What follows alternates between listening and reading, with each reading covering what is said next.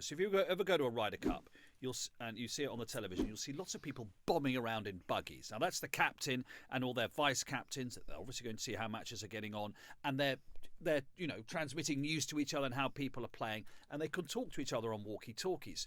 Now the Europeans claimed that their walkie-talkies were on an open channel.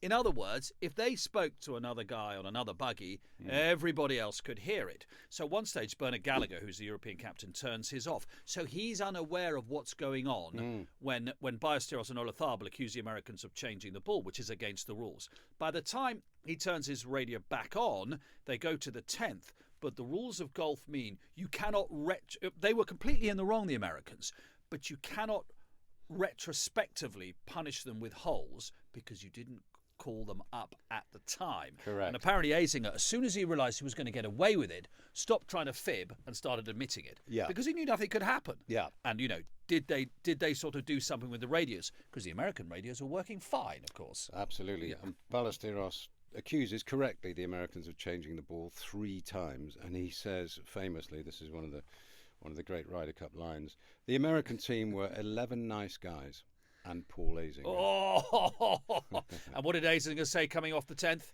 Nice try, guys. Nice try, guys. So Azinger goes, you tried, you were right, but you can't do anything about it.